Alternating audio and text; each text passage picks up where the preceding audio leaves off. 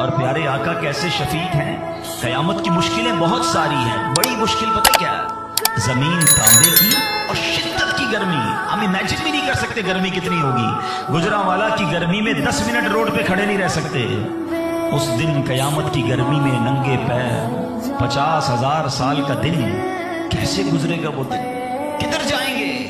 اللہ اکبر. مگر سنو میرے آقا اس دن کیسا جام پلائیں گے.